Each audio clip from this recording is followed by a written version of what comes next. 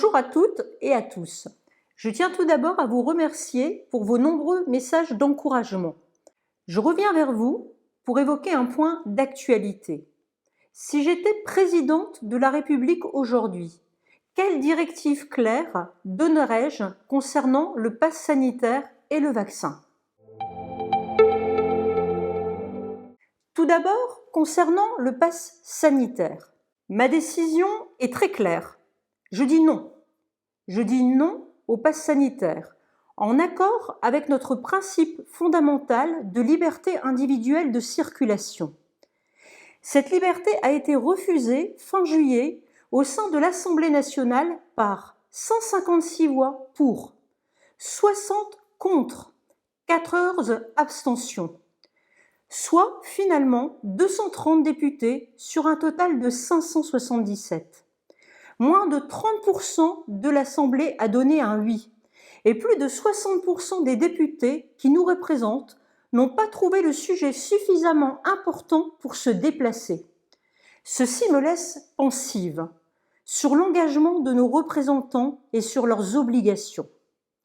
Je vous rappelle que le principe de liberté est inscrit sur chaque document ainsi que sur chaque bâtiment officiel de notre République. La liberté n'est pas un vain mot, c'est un fondement et de nombreuses personnes en sont mortes. C'est pourquoi je réaffirme ce non au pass sanitaire. Concernant le vaccin, j'aurais tout d'abord un rappel à faire. Si nous en sommes là aujourd'hui, c'est notamment lié à un manque de vision globale et d'anticipation.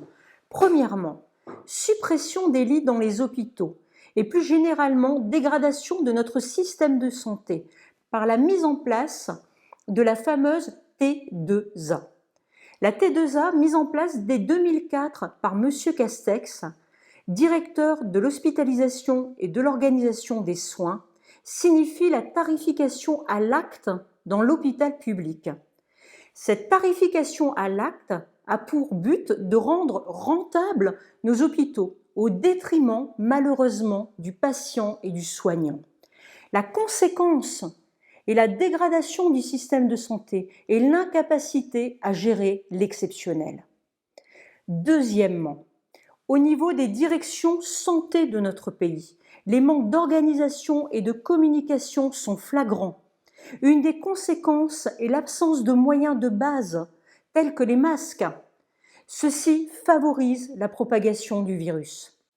Troisièmement, le politique se met trop à la place du médical. En pleine crise sanitaire, les cabinets de nos médecins sont presque vides. Le politique empêche et interdit le corps médical de diagnostiquer et de prescrire les médicaments existants. Des médicaments qui pourraient soulager les malades au premier stade. Au contraire, nos malades sont priés de rester chez eux avec du paracétamol. Cette politique va à l'encontre du principe fondamental du soignant, qui est de prescrire et d'accompagner son patient. En conclusion sur le vaccin, lié à ce manque d'anticipation et de vision globale, je serai malheureusement, et je pèse mes mots, dans l'obligation de vous imposer à tous le vaccin. Je ne chercherai pas des chemins détournés avec ce pass sanitaire. Je prendrai cette responsabilité vis-à-vis de vous.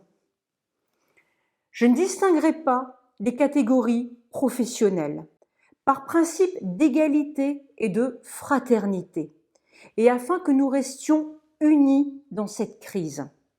En tant que scientifique et par mesure de précaution, je n'obligerai pas le vaccin en dessous de 15 ans, ainsi que pour les femmes enceintes. Ma préoccupation est de préserver vos enfants, notre jeunesse et donc notre futur.